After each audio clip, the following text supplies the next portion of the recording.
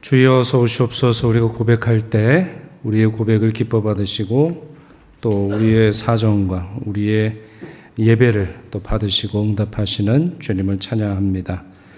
우리 일부 청가대 늘 수고를 많이 하고 계시고, 제가 이렇게 그동안 잘 몰랐습니다만 제가 뵈니까 일부 성가대 이제 마치시고 또 2부, 3부 여러 사역들을 또 감당하시는 분들이 많으신데 참 감사를 드립니다.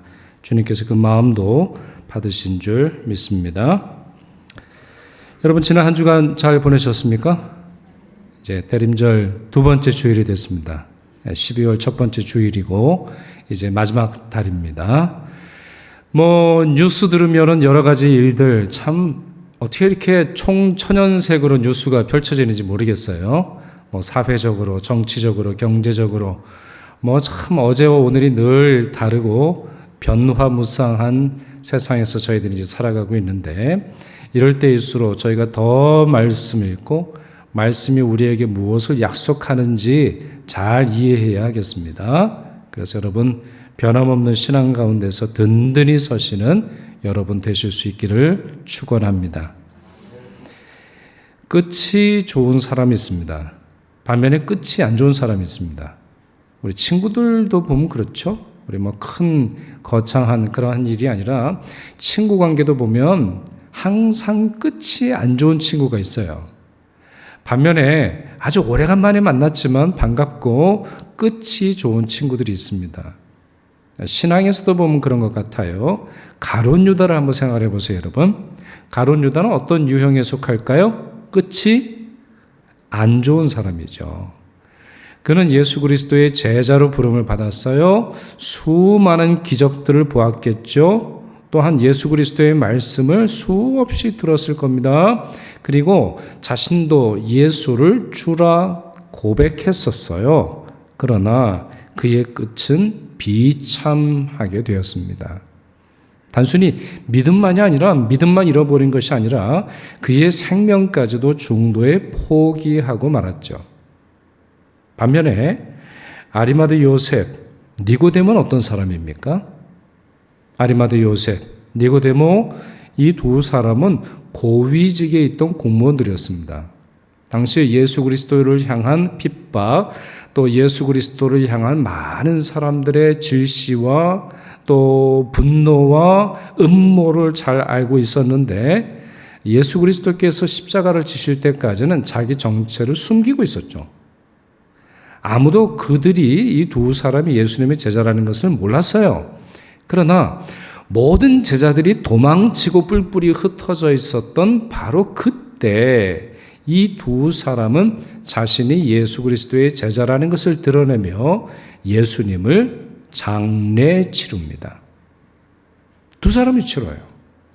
이 두 사람은 어떤 유형에 속해요? 끝이 좋은 사람들이에요. 끝이 좋은 사람이에요. 니고데모 같은 경우는 그 마음에 있어서 믿음의 신비를 제대로 깨닫지 못하고 주님께 혼나기도 합니다만 끝이 좋은 사람이에요. 사랑하는 여러분, 여러분의 인생의 끝이 좋길 바랍니다. 한 해의 끝이 좋아야 합니다. 인생의 끝이 좋아야 돼요. 여러분, 우리의 일생을 보시면 좋은 가문에 태어나는 것도 복입니다. 출생에도 복이 있는 것 같아요. 출생에도 평안한 가정에 태어나고 좋은 부모님에게서 태어나는 건 복이죠. 좋은 가족들과 살아가고 좋은 배우자와 만나고 좋은 직장에 다니고 좋은 것 먹고 좋은 것 누리는 거 복이에요. 그런데요, 이렇게 태어나서 살아가는 데 있어서만 복이 필요한 게 아니라 인생의 끝에도 복이 필요해요. 인생의 복이. 인생의 마지막 순간에도 주님의 복이 필요한 것을 우리가 이해할 수 있어요. 오늘 우리가 살펴보려고 하는 예수님의 비유에도 이런 사람들에 대한 비유입니다. 사실 25장 전체가 그렇죠. 마태복음 25장 1절에서 앞에 부분에 있는 내용을 저희들이 볼 텐데, 세 개의 비유가 등장하는데 모두 같아요. 두 종류의 사람이 있다라는 거예요. 그런데 한 종류는 끝이 좋아요. 예상하지 못했건 예상했건 끝이 좋은 사람들이 있고 끝이 안 좋은 사람이 있어요. 어떤 사람들은 병을 고치기도 하고 예수의 이름으로 살기도 하고 예수의 이름으로 여러 가지 많은 일들을 하지만은 나 너 모른다 라는 예수님의 대답을 듣게 되는 사람들도 있죠. 본문 1절 말씀 보실까요? 예수님이 이렇게 말씀하십니다. 천국은 마치 등을 들고 신랑을 맞으러 나간 열 처녀와 같다. 이렇게 말씀하십니다. 자, 지금 천국을 결혼잔치로 비유를 하고 있는데요. 이 말씀을 이해하시려면 이스라엘의 결혼 풍습을 조금 이해하는 것이 도움이 되리라고 생각을 하는데, 이스라엘의 결혼식은 주로 집에서 진행하죠. 고대 세계니까 뭐 그럴 수밖에 없겠죠. 주로 신랑 집에서나 아니면 신랑과 신부가 함께 살 신혼집에서 잔치를 벌입니다. 어느 정도 벌일까요? 6일 아니면 뭐 8일 굉장히 오래된 잔치를 준비를 합니다. 그리고 일반적으로 2번 잔치를 해요. 약혼식 그리고 실제 결혼식. 어떤 경우인지는 모르겠습니다만 아마 실제 결혼식을 의미하는 것으로 추측됩니다. 그러다 보니까 결혼식을 준비하는 것이 굉장히 깁니다. 하객들을 많이 초청을 하고 가족들도 많이 초청하고 일주일 넘게 진행되는 경우가 있기 때문에 많은 준비, 긴 준비가 필요해요. 그러면 그 준비를 누가 합니까? 신랑이 준비합니다. 물론 돈은 각자 내는 거, 이렇게 함께 내는 것 같아요. 신랑과 신부가 오랫동안 이 결혼식을 준비하고 약혼식으로부터 결혼식까지 준비를 많이 합니다만, 그러나 결혼식이 시작되는 날에 대한 준비를 신랑이 맡는다고 해요. 그리고 모든 준비가 갖추어지면 이제 신랑은 신부 집으로 가서 신부를 모시고 함께 결혼식장으로 가는 거죠. 여러분, 옛날 우리 조선시대 때도 보면 결혼식 그러지 않았나요? 우리 신랑이 말 타고 가서 뭐 이렇게 뭐 쓰고 신부는 얼굴을 가리고 있으면서 이제 그때 처음 얼굴을 이제 보는 그런 거 드라마에서 본 적이 있습니다. 데리러 가는 거죠. 모시러 가는 거예요. 이스라엘도 비슷한 방식인데, 신약 성경은 이런 풍습. 자, 신랑이 잔치를 준비합니다. 그리고 잔치가 다 끝나면 신부를 데리러 오는 이 결혼식의 모습, 결혼식 준비의 모습을 예수 그리스도의 재림 아니면 성도의 구원의 모습으로 여러 차례 연결시키고 있습니다. 예를 들어 보면 요한계시록 19장 보시면 하나님의 심판이 내려서 바벨론이 멸망한 후, 그리고 천년왕국이 이르기 전에 성대한 결혼잔치가 베풀어질 것을 예언하고 있습니다. 요한계시록 19장 7절, 8절 우리 같이 한번 읽어보도록 하겠습니다. 우리 슬라이드를 보시면서 같이 읽습니다. 우리가 즐거워하고 크게 기뻐하며 그에게 영광을 돌리세. 어린 양의 혼인 기약이 이르렀고 그의 아내가 자신을 준비하였으므로 그에게 빛나고 깨끗한 세마포 옷을 입도록 허락하셨으니 이 세마포 옷은 성도들의 옳은 행실이로다 하더라. 이렇게 말씀이 되어 있습니다. 여러분, 첫째 문장이 뭐죠? 이 말씀에서 사실은 가장 중요한 것 중에 많은 분들이 놓치는 부분이 이것인데요. 첫째 문장이 뭐예요? 우리가 즐거워하고 크게 기뻐한다고 되어 있죠. 여러분, 성탄절을 맞는 성도들의 모습이 무엇이었죠? 기뻐하고 크게 기뻐했어요. 들판에서 천사를 맞이했던 천사들이 그랬고 동방박사들이 그랬어요. 기쁨과 큰 기쁨이 주님을 맞는 성도에게 주어진다는 거예요. 그러니까 우리의 구원은 기쁨의 날이 될 것입니다. 뿐만 아니라 결혼식으로 설명하고 있는데요. 어린 양의 혼인 기약이 이르렀고 약속할 때가 되었다라는 것이죠. 그러면서 아내 될 누군가가 자신을 준비하였는데 그때 준비가 다 끝남으로 말미암아 그 옷을 입으라 허락하시는 선언이 들려지게 되었음을 설명하고 있는 것이죠. 이 은혜로운 예언은 우리의 구원자 예수를 신랑으로 비유합니다. 또 교회와 성도를 그분의 신부로 비유해요. 아주 아름다운 비유이죠. 주님과 우리와의 관계를 비유하는 여러 상징들이 있습니다. 예를 들자면 주님은 우리의 목자, 우리는 누구예요? 그분의 어린 양. 또 예수 그리스도는 교회의 머리가 되시고 교회는 그분의 몸이 되신다. 이러한 상징적인 표현이 있는데 이 부분도 역시 마찬가지입니다. 우리는 그리스도의 신부입니다. 할렐루야. 여러분들은 그리스도의 신부예요. 세상에서 여러분의 신분을 무엇이라고 부르든 여러분이 가지고 계신 것이 무엇이든 여러분은 그리스도의 아름다운 신부예요. 신랑 되신 예수께서 여러분을 위해서 잔치를 준비하시고 여러분을 복된 결혼식으로 초청하신다라고 하는 거죠. 그러니 여러분 자부심을 가지세요. 여러분이 얼마나 소중하고 얼마나 아름답고 얼마나 탁월하고 얼마나 고상한 존재라고 하는 사실을 기억하세요. 예수님이 뭐 아무나 택하시겠어요? 예수님이 아무나 그냥 내 신부가 되라 이런 말씀을 하시겠어요?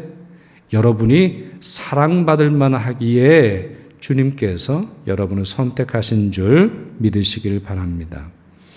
자, 열처녀 비유로 다시 돌아와서요. 자, 지금 이 장면도 이제 마태복음 25장에 있는 이 장면을 보시면 전반적으로 이 결혼식으로 비유된 구원의 모습 또 예수 그리스도의 재림의 모습이 반복되어 있습니다. 그러나 강조점은 좀 달라요. 조금 전에 읽었던 요한계시록 19장의 주 포인트는 신부에게 있어요. 신부가 모든 준비를 마치고 옷을 갖추었는데 그것은 성도의 선한 행실이다 라고 말씀하고 있어서 옷을 입으라 강조하고 있는데요. 마태복음 25장 오늘 본문을 보시면 신부에 대한 언급은 없어요. 그러니까 신부가 나와 있지 않아요. 저는 어떻게 해석을 하냐면 이 신부는 교회를 말하고 또 다른 10명의 사람들이 등장하는데 아마 10명의 들러리가 아닐까 이렇게 생각을 하고 있죠. 10명의 처녀들이 언급이 됩니다. 주님 말씀에 따르면 이 10명의 처녀들이 신랑을 맞으러 나왔습니다. 이들이 맡은 역할은 무엇이겠어요? 자, 밤이 되었기 때문에 당시에는 뭐 전기 등불이 없었을 테니까 아마 등을 가지고 거기에 빛을 밝혀서 신랑이 오는 길을 환하게 이제 비추어 주는 것이죠. 사실 이 대림절은 빛의 절기라고 부릅니다. 저희가 크리스마스 트리를 만들고 트리도 중요하지만 트리를 세우는 중요한 이유는 빛을 밝히려고 함이에요. 왜요? 어둠을 뚫고 예수 그리스도께서 우리에게 오셨기 때문이죠. 요한복음 1장 보시면 그렇게 되어 있잖아요. 그분은 빛으로서 우리에게 오시는 분이세요. 우리의 어둠을 밝히세요. 우리의 냉랭함에 따뜻한 열기를 공급해 주시는 것이죠. 그러니 이제 트리를 보면 참 우리들의 마음속에 기쁘고 왠지 이렇게 주님에 대한 사랑이 더 이렇게 올라오는 것을 우리가 느낄 수 있는 것이죠. 자, 10명의 처녀들 그러라고 보냈어요.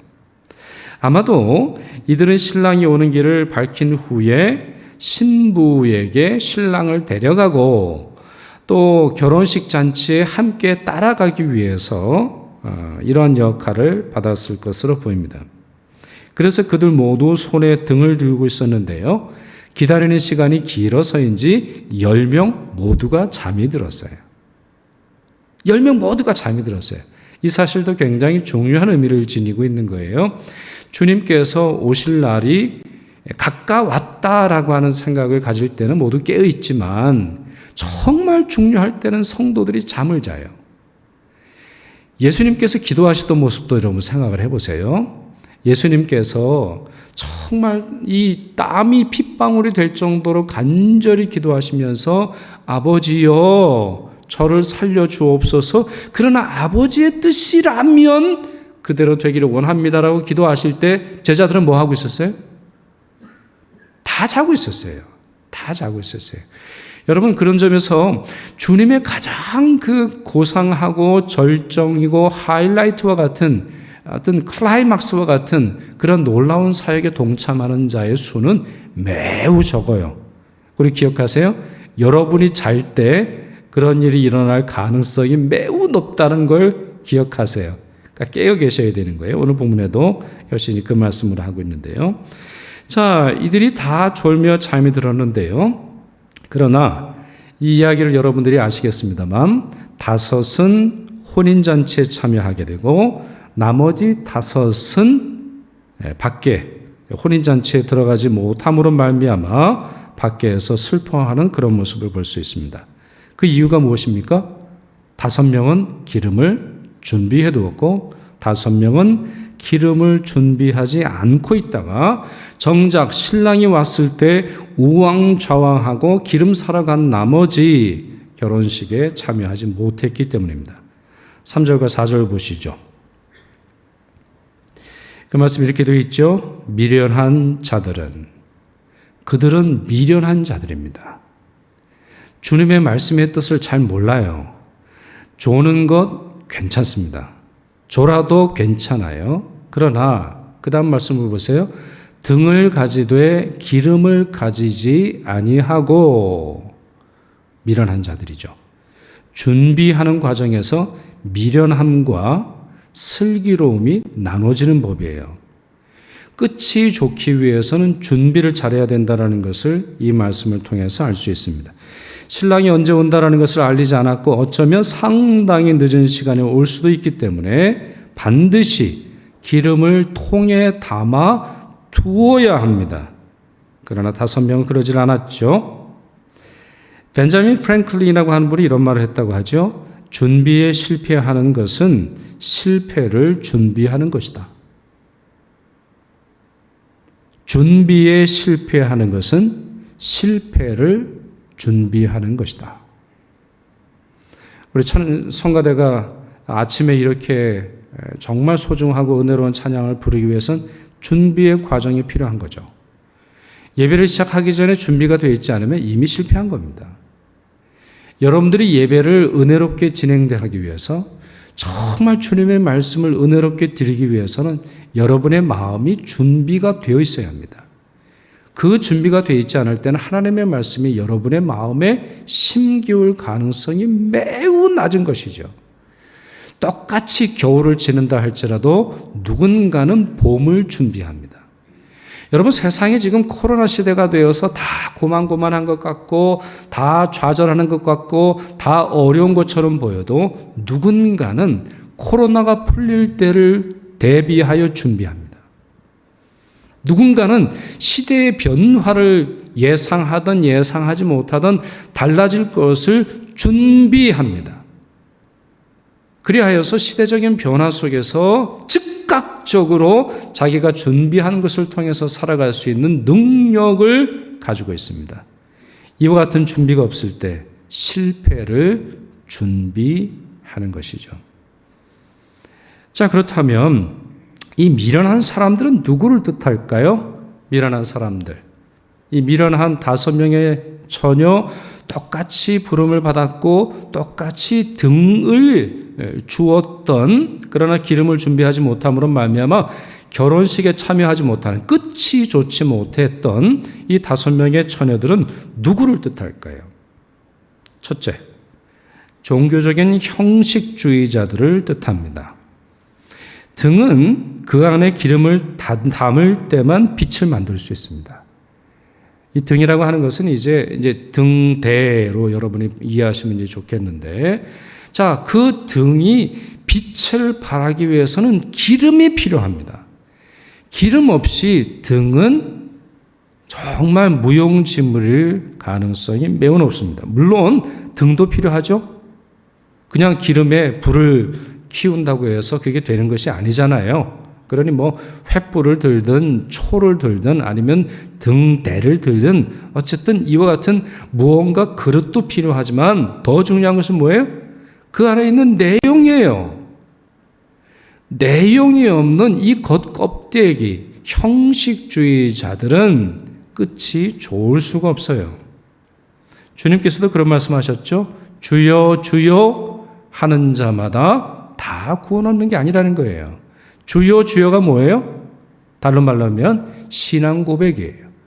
내가 예수님을 믿습니다. 예수님 도와주세요. 예수님이 어떤 분이시라는 걸 저는 알고 있습니다. 신앙 고백하고 자기의 신앙을 주장하는 사람들을 의미해요. 그러나 그와 같은 걸로 되는 것이 아니에요.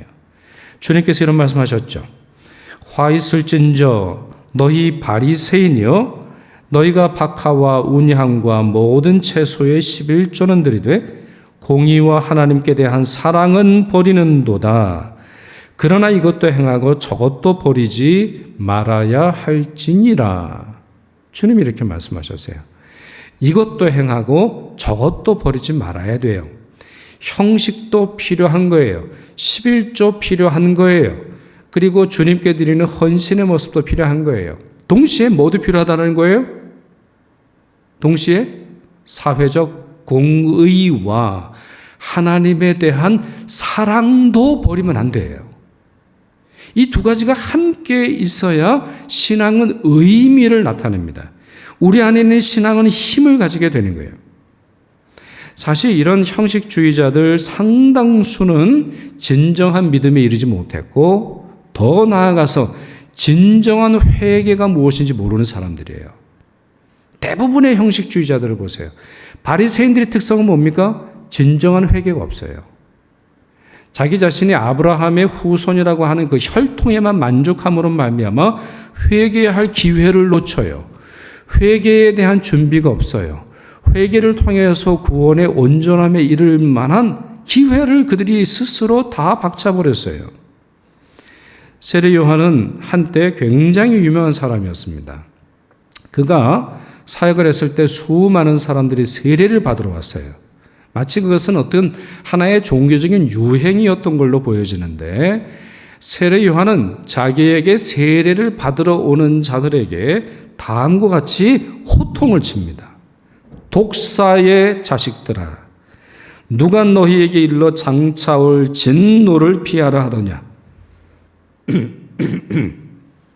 그러므로 회개에 합당한 열매를 맺고 속으로 아브라함이 우리 조상이라 말하지 말라. 내가 너희에게 이르노니 하나님이 능히 이 돌들로도 아브라함의 자손이 되게 하시리라. 자, 이들은 누굽니까? 지금 누구의 자식들이라는 거죠? 누구의 혈통이라는 거예요?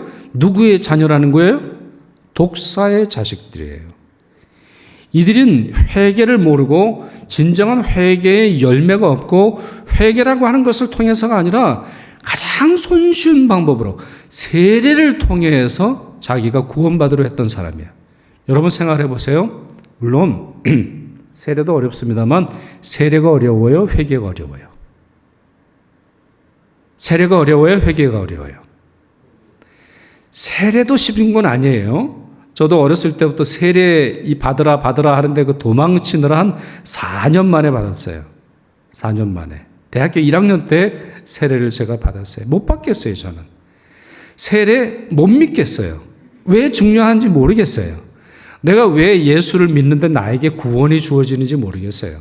예수 그리스도께서 나를 위해 십자가에 돌아가셨다고 하는데 내 죄가 왜 예수에게 넘어가는지도 모르겠어요. 저는 모르겠어요. 미뤘어요. 그러나 아무리 생각을 해봐도 세례는 그냥 눈 딱 감고 받으면 되는 거예요. 그런 사람도 있어요. 네, 세례는 그냥 하도 엄마가 조르니까 그냥 엄마한테 핍박받는 것이 두려워서 그냥 머리 숙이는 그런 아이들도 있어요. 세례 받으면 뭐 주는다 이러니까 군에서 세례 받는 청년들 많이 있죠. 그리고 자기 와이프가 될 친구가 세례 안 받으면 결혼 안 해 하니까 억지로 세례 받는 사람들도 있어요. 그러나 진정한 회개는 어려워요. 뿐만 아니라 세례 요한이 말하고 있지 않습니까? 회개의 열매를 맺는 것은 더 어려운 일이에요. 그러니 유대인들은 가장 손쉬운 방법을 선택합니다. 무엇이에요? 종교적인 형식, 종교적인 제의, 어떤 예배, 누군가가 하는 일을 통해서 자신이 거룩해지려고 하는 그런 모습을 갖고 있는 것이죠. 등은 있으되 신앙 고백은 있으되 안에 진정한 신앙이 없는 사람들을 말합니다. 둘째, 자, 이 미련한 5 처녀들 누구를 뜻해요? 성령이 없는 그리스도인들을 뜻해요. 성령이 없는 사람들이에요. 로마서는 성령 없는 자들은 그리스도인이 될 수 없다 이렇게 선언을 해요. 자, 그 말씀 한번 보실까요? 로마서 8장 9절 우리 같이 읽겠습니다. 만일 너희 속에 하나님의 영이 거하시면 너희가 육신에 있지 아니하고 영에 있나니 누구든지 그리스도의 영이 없으면 그리스도의 사람이 아니라. 자, 여러분 이민 많이 가시는데 자, 한국 패스포트 우리 그 여권을 가지고 제가 미국에서 살고 있어요. 그러면 저는 미국인일까요? 한국인일까요? 아직 안 떠나봐서 모르세요? 아니에요. 한국인이에요. 나는 미국에 산다 할지라도 캐나다 산다 할지라도 독일에 산다 할지라도 나의 신분은 한국인이에요. 그걸 뭘 증명해요? 여권이 증명해요. 여권을 보면 출생이 어디인지도 나와 있습니다만 이 사람은 어느 나라의 국민인지가 나와 있어요. 지금 이 로마서 8장은 그와 같은 말씀이에요. 성령이 그 안에 있을 때는 비록 우리가 육신 안에 산다 할지라도 세상에 있다 할지라도 영의 사람이다. 이렇게 설명을 하고 있어요. 무슨 말이에요? 성령이 내 안에 있을 때는 나는 성령의 소유가 되는 거예요. 나는 성령의 사람이 돼요. 그래서 이 세상의 어떠한 순간 속에서도 성령의 도움을 의지할 수 있게 되는 것이죠. 고린도전서에서 바울은 너희 몸은 너희가 하나님께로 받은 바 너희 가운데 계신 성령의 전인 줄을 알지 못하느냐?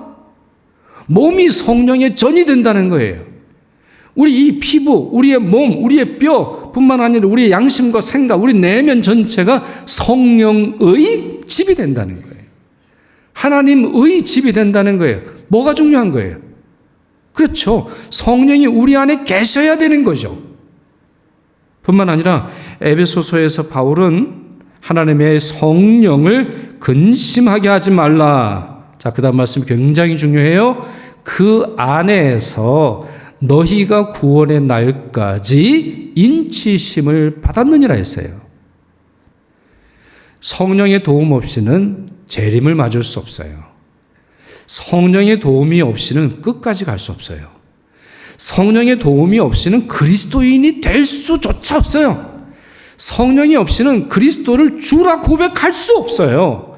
성령이 떠나가시면 우리의 신앙은 정말 밑둥이 잘려진 풀처럼 뜨거운 태양빛에 1분도 살아남지 못하는 존재가 될 것입니다. 그러니 성령의 기름을 준비하지 않고는 그리스도를 제대로 맞을 수도 그리스도인이 될 수도 없는 것이죠. 세 번째, 자, 이 지혜롭지 못한 이 어리석은 미련한 5 처녀들은 사역자들을 뜻해요. 어떤 사역자들일까요? 사명을 완수하는 데 실패한 사역자들, 사명을 완수하지 못한, 끝까지 사명을 감당하지 못한 교회를 뜻해요. 사도 바울은 자신의 마지막 서신인 디모데 후서에서 다음과 같이 고백하지 않습니까? 나는 선한 싸움을 싸우고 나의 달려갈 길을 마치고 믿음을 지켰으니. 여러분, 이 달려갈 길을 마치고 믿음을 지켰다라고 하는 말에 우리는 굉장히 마음을 두어야 돼요. 뭘 지켰어요, 여러분? 바울이 뭘 지켰다고 얘기를 해요? 교회를 지켰다고 얘기합니까? 돈을 지켰다고 얘기를 합니까? 사역을 지켰다고 얘기를 해요? 뭘 지켰다고 말하고 있어요? 믿음을 지켰다고 해야 돼요. 사도 바울도 믿음을 지키는 게 어려운 거예요. 여러분, 믿음을 지키는 것이 쉽다라고 생각하지 마세요. 저희와 같은 목사들에게 가장 어려운 부분이 뭔지 아세요? 믿음을 갖는 것이에요. 주님이 나를 도우사, 주님이 우리 교회를 도우사, 주님이 우리 성도들을 도우신다라고 하는 믿음을 갖는 것이 목사의 첫 번째 사명이에요. 장로님들, 뭐가 어려우세요? 권사님들 뭐가 어려우세요? 여러분들 뭐가 어려우세요? 정말 여러분 살아가는데 뭐가 어려우세요? 믿음을 지키는 것이 어려운 거예요. 마귀는 끊임없이 여러분의 믿음을 공격하고 여러분의 마음속에 믿음을 빼려고 해요. 그 일을 위해서 고난을 주기도 하는 거고 그 일을 위해서 행복하기도 하는 거예요. 그 일을 위해서 먹을 것을 주지 않기도 하고 그 일을 위해서 먹을 것을 주기도 하는 것이 마귀의 전략인 거예요. 사도 바울은 계속 말하잖아요. 이제 후로는 나를 위하여 의의 면류관이 예비되었으므로 이렇게 고백합니다. 사랑하는 여러분, 믿음을 지키세요. 그 믿음을 지키기 위해서 선한 싸움이 있다는 것을 기억하시고 용기를 품고 주님의 능력을 따라 살아가십시오. 언제까지요? 여러분의 인생이 다할 때까지. 여러분의 사명을 내려놓는 순간까지 지키셔야 하는 것입니다. 미련한 5 처녀들을 보십시오. 기름을 준비해야 할 때를 놓쳤습니다. 막상 기름을 필요로 할 때 다른 처녀들에게 도움을 요청해요. 끝까지 그들은 기름을 어디서 구하는지 알지 못해요. 그러니까 지혜로운 자들이 설명하죠. 지금 빨리 장사하는 사람 가게에 가봐. 문을 두드려 봐. 그렇게 말하는데 지금 이 미련한 5명의 처녀들은 자기가 이 일에 대해 얼마나 어리석게 행동했는지 회개하지도 않아요. 눈물 흘리지도 않아요. 안타까워하지 않아요. 우왕좌왕해요. 주님께서 오셨는데 신랑이 왔는데 우왕좌왕함으로 말미암아 문이 닫혀 들어가지 못할 뿐입니다. 이들은 끝까지 사람만 의지하고 사람의 말만 의지하고 사람만 쳐다보다 결혼식에 참여하지 못한 사람이에요. 이 시대의 많은 재직들이, 이 시대의 많은 사람들이 이와 같이 행동을 해요. 한 번도 주님을 만나보지 못했으면서도 주님을 주장하는 사람들이 얼마나 많은지 몰라요. 저와 같은 목사들, 장로들, 권사, 집사라고 말하면서도 주님을 어떻게 만나는지를 몰라요. 주님께 어떻게 예배하는지 몰라요. 주님께 어떻게 기도하는지 몰라요. 어떻게 말씀을 전해야 되는지 몰라요. 성경조차 읽지 않으면서도 형식주의에 빠져서 일주일에 한 번 아니면 몇 번 교회에 오면 자기의 책임을 다했다고 생각하는 사람들이 너무나 많이 있어요. 그러나 정작 자기 자신의 생명을 구원하지 못할 거예요. 그와 같은 일에 참여하고 직분을 받았다 할지라도 직분이 구원하는 것은 성경 어디에도 없어요.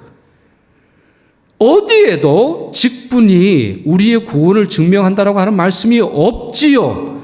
엘리의 두 아들의 모습을 보십시오. 제사장 가문에 태어났고 제사장의 직분을 가지고 있지만 하나님 앞에서 처참한 죄를 저지르고 전쟁에서 죽고 말고 그의 아버지도 사망하고 마릅니다.